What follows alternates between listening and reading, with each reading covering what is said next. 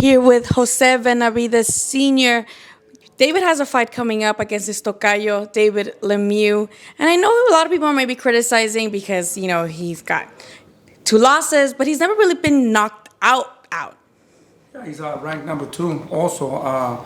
He's a dangerous fighter. I think he's the one that has the balls to step in and fight David. I mean, we've been trying to get all these fights with Charlo, with Boo Boo, with Canelo and Plant, and all these fighters, at the end of the day, I think, these fights are all hard fights, I'm not saying that we're going to beat all these guys. It's a big challenge, but we're willing to risk and take that chance to fight these guys.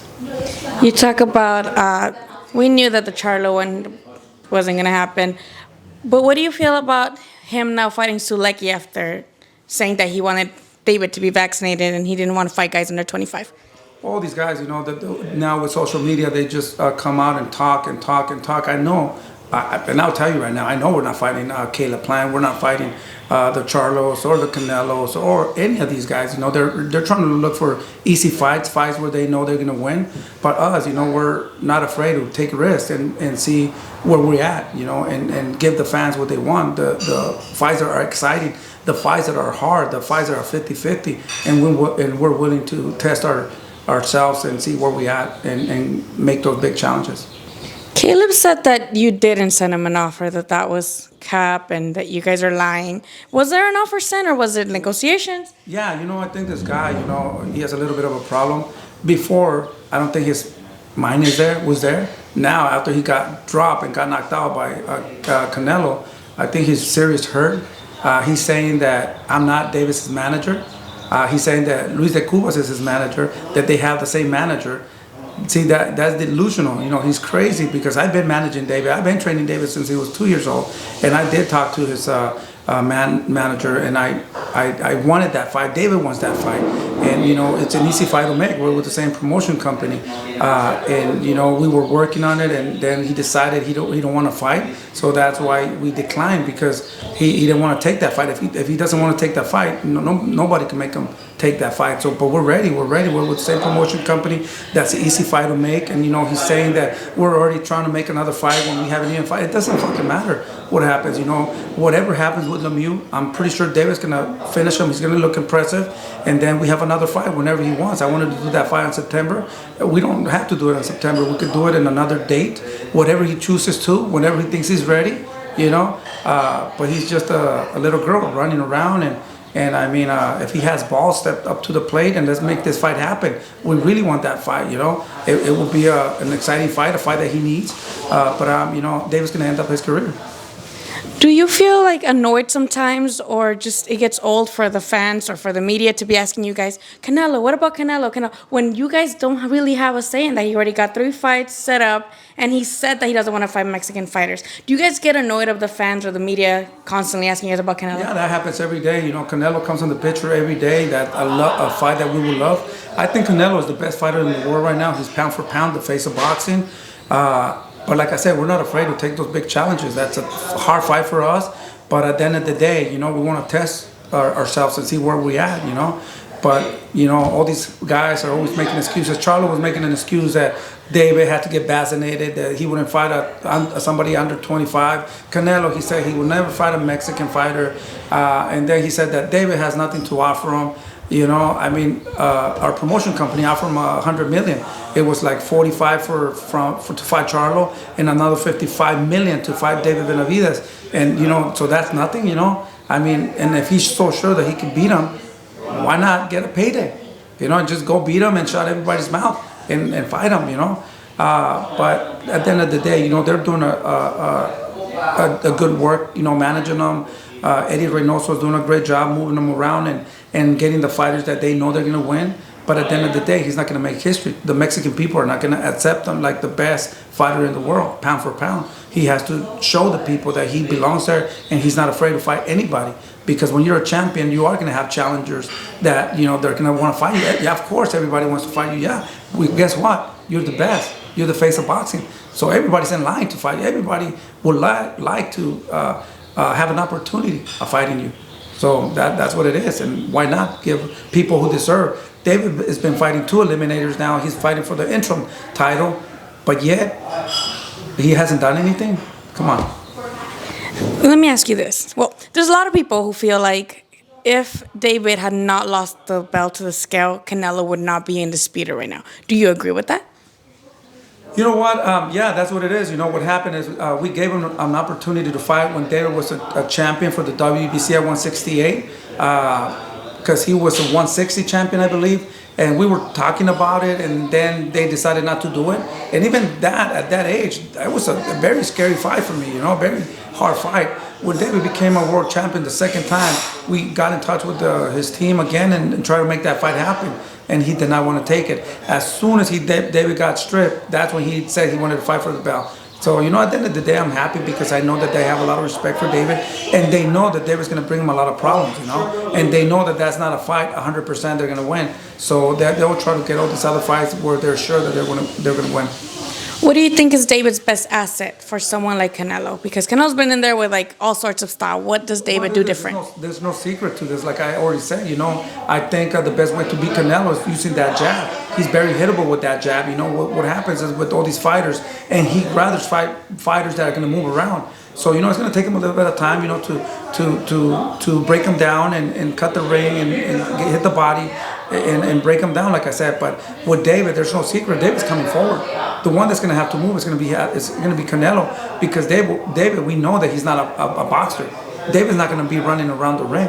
He's going to come forward. He's going to try to throw straight punches, body shots, uppercuts, and push him back. David's the bigger guy. So, you know, it's going to be another fight like how Triple G fought him. And that's why Triple G was so successful, because Triple G at that time, he was younger, stronger, and he came forward. And he had that jab. And used that jab. So David, it's the same thing. David's going to come forward. There's no, like I said, there's no secrets to it. If we were to fight Canelo, we'll use that jab, push him back, get him off balance, because Canelo, what does, he opens up to throw those big shots. But straight punches will beat anything, you know, and we will neutralize all those big shots and push him back, get him off balance. Because Canelo needs to get really balanced in order to hit those big body shots that he throws, and he has a lot of power. But once you neutralize that, you know, you're more successful. We talked about David Lemieux not really having much of like boxing IQ, but he does seem to have one punch knockout power. We've seen it with Stevens. What's his name? Yeah, right. It was Stevens, right? That's his name. And he knocked him out on his birthday, I believe. David's been down before. What are you guys working on to make sure that he doesn't get floored again in his career? I tell you again, right now, David, you know, he has so many. He can box, he can move, but he hasn't had the need to use his skills yet, you know, because he knows he can finish people. He knows that he's going to hurt people, and he wants to put people down. So there's no secret. We're going to come forward. We're going to attack that body. We're going to use that jab, and we're going to try to put that pressure. Guess what? Lemieux does the same thing. So it's going to be an explosive fight. Lemieux's going to come forward. David's going to come forward. So I see somebody going down, you know. I see somebody going down. We're ready for everything, you know, and to leave our heart inside the ring and give the fans a war, give the fans a good fight, and that's what they're gonna get on May 21st. Since David lost his belt, he's been very vocal about accepting the consequences and working his way back up, right? But with Canelo getting permission from the sanctioning bodies to go up and down and hold those belts, do you guys feel maybe a little bit stuck when it comes to becoming champs again? Because this whole year he has, you know, basically the belt's hostage. You know, people got to understand, David became a world champion at 20 years old. He became a two-time world champion at 22. He's only 25 years old. I don't feel that we're stuck. I feel good because all these fighters are avoiding David. I feel we're in a good position. You know, sooner or later they're going to have to fight. They can't run. They can run, but they can't hide. So little by little, they're getting trapped, you know? So at the end of the day, I think we're in a good position. I want to thank our promotion company, Al Heyman, Luisa Cubas, Sansom Lakovic, you know, the Picasso Boxing, you know, they've been doing a great job. And I feel that we're in a good position, you know, right now. You know, they treat us good. Everything's going well. I mean, he's one of the highest paid athletes right now for that age and the position he is, you know? I mean, so we can't complain. So I don't feel that we're trapped. I feel super happy, very thankful with our company, and he's just getting more experience and getting more dangerous. So, I mean, there's no rush. Yeah, that's what, and a lot of people think that, if Canelo would have been smarter to fight him before, fight him now, but David's only getting better and stronger, and you would think that he would want to fight him and before that. And that's exactly correct. That right now it's a very dangerous fight for us. But as time goes by, Canelo's getting older and David's getting stronger and more mature. So at the end of the day, I don't think Canelo can go to sleep when people are asking him. The same way they ask us about Canelo, they ask him about David Benavidez, and now all these famous people, David Benavidez, Mike Tyson, everybody, Julio Cesar Chavez, Mike Tyson, and so many other people, and I don't think he's gonna be able to go to sleep thinking that he was avoiding somebody. So, and until he doesn't beat David Benavidez, I don't think he's gonna capture that status of being one of the greatest and one of the best in Mexico. Now let's move on to Rayo Valenzuela. He fights next weekend, the Jordanis Ugas and Errol Spence undercard. How have you seen him develop, and how have you helped him since the beginning of his career to get to now almost being a contender should he win this fight? Yeah, El Bandido Vargas, he's a very strong fighter, ex-champion, a warrior that leaves everything inside the ring. And he has fought everybody. Every fight that he has is very exciting. It's a war. So Jose Valenzuela is a young fighter, strong, hungry, and he's made so many sacrifices to be where he's at. On April 16 in Texas, he has to show that he belongs at 135. And he can't just win the fight. He has to look impressive in order to show that division that he's here now. And and I'm pretty sure he's ready. I can see it on his eyes. He's been sacrificing. He's ready to go on April 16, and he is going to show the world that he belongs here. And after that, we're coming for everybody at 135. Bandido Vargas went 12 with Isaac Cruz, who looked great against Gervonta.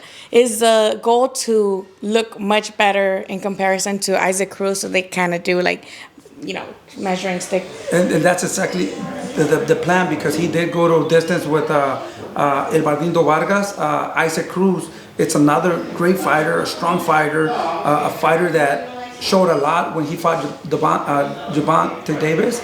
So that's the plan. Rayo has to look impressive, and that's the fight that we want to get next. So he has to look good. Of course, Rayo has to look spectacular in order to get that fight, and that's the plan. We're going to look spectacular, and that's the fight we're looking for. Pitbull, next fight. Oh, so you guys want to kind of get these guys who have been fighting the other champs so that maybe Rayo can show that he's, making a dent in division? Yes, like I said, Rayo has to look impressive on April 16 against El Bandido Vargas, and the plan is go after Pitbull after that fight. That they fight the same night, so we're going to see both of their performance, and that will be a fight that we are interested in and looking to fight. Pitbull is a great fighter, it's an animal, and we've seen what he did with Tank. But I think Rayo is ready to show the world that he belongs at 135, and we would definitely like to take that challenge with Pitbull. Do you think it goes 12? Do you think he knocks him out? I think El Rayo Valenzuela, like I said, he has to look impressive. He has to stop El Bandido Vargas like in about 6-7 rounds. It can't go to distance. We got to stop him in order to look impressive. And in order to get Pitbull or get anybody at 135, he has to look impressive. And we are going to look impressive. He's ready to go, and he has to make a big statement on April 16. Now, you did add Diego Pacheco to your camp after him coming over to help you guys with sparring with David. How has that been like, and what kind of got you to want to have him in your camp now? Well, Diego, he's a great fighter, has a lot of talent, a guy that almost made it to the Olympics. He was in the representing Mexico and representing the United States. And it's an honor, from somebody that didn't know nothing about boxing, and I still don't know, I'm learning every day, and it's unbelievable where I'm at now and the fighters that I'm working with. I'm super excited and thankful, and I'm just trying to do the best that I can to guide them and get them to be exciting fighters and learn the discipline. That's one of the biggest things in boxing right now, discipline and work hard. So I think we're in a good path, and I have a big obligation with Diego Pacheco. He listens, he works very hard, and that's another fighter that I'm really excited to work with. He looked impressive on our first fight, so he has to continue working hard and keep looking impressive in order to get to those rankings also. Do you look to get more fighters, like kind of build a bigger stable, or would you rather have your two sons, Rayo, and then maybe, Pacheco, and kind of give them the attention that they deserve? Yeah, you know what? I think right now it's enough for me, because once you have a lot of fighters, you can't give them all that attention that you want to. And why would I have 20 or 15? I'd rather have 5 or 6 at the most, and give them all my attention that I can, because that's all I can do. I do have a team behind me. Right now it's not just me. It's Poncho Ramirez, it's Javi, it's Shay now, and it's Chris Delina, Junior Lopez, and also I work with Nancy Rodriguez and under the hand wraps, and also Valentin Romero. I have a big team behind me, and it's not just me. Not including Al Heyman and Luis de Cubas and Sansam and my lawyer also, David Garcia. It just takes a big team to get where I'm at. I didn't get here by myself, Like I said, I've been doing this at good elements, and with the team that I have, I have the support, and I think we can build champions. And with all these people that I have behind me, 5, 6 people, no problem. I think we can definitely make the best that we can with the fighters that we have. The first time I saw David spar, it was against Bivol at Legends Boxing Gym, and there was a great sparring session. He obviously held his own. What chance do you guys give Bivol against Canelo? When that sparring was maybe like about 2 years ago. David was still learning. Now David's in a different level. Bivol is a good fighter. It's a fighter that's very basic.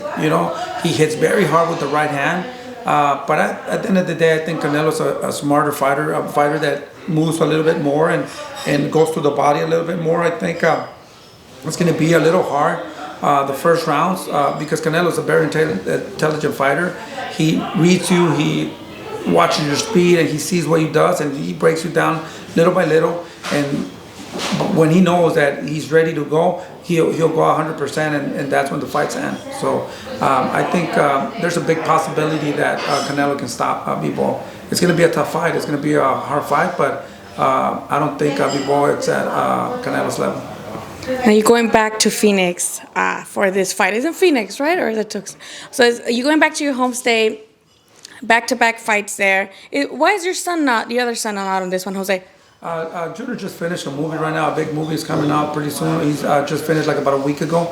I had some good offers to fight for a world title and another big fighter. I just felt that there's not enough time to get him ready for those days that they want him to fight. Plus, I just had another granddaughter, and he had a granddaughter that's a year and a half, somewhere around there. So he didn't really spend a lot of time with them because of the last fight. So I think he wants to spend time with them, and like about 2-3 months, and then come back and train again and stay focused. So that's the reason he's not fighting right now, because he just finished a big movie, and you guys will find out pretty soon. And I'm excited about that. And like I said, pretty soon he's gonna come back to boxing and come back to the gym. And I think he has some fights lined up. They're going to be very interesting. Lastly, Senior, give us your prediction on what round David sleeps his other David, and give a message to the other fighters to fight him already, or please step up to fight David. I'm not going to beg nobody to fight. I'm just going to tell these clowns, if they're really what they say they are, and if they want to prove what they have. I mean, boxing, that's what you do. We need the fights that we used to see a long time ago. The fights that people wanted to see, the fights that were exciting. People pay so much money to watch these fights, and I mean, we want to give them the best. So I mean, until these guys do that, we're here. We're not waiting for nobody. We're not worried about nothing. We just keep going and getting stronger, and it's going to be even worse for these people. So right now, I think my prediction, I always think, in my mind, it's always 5-6 rounds, because the thing is, we got to see what they have, the speed, how every fight they come fighting a different way. I do watch a little bit of videos of people that we are going to fight, but they end up fighting different when they have different styles, you know. So I can't focus on that.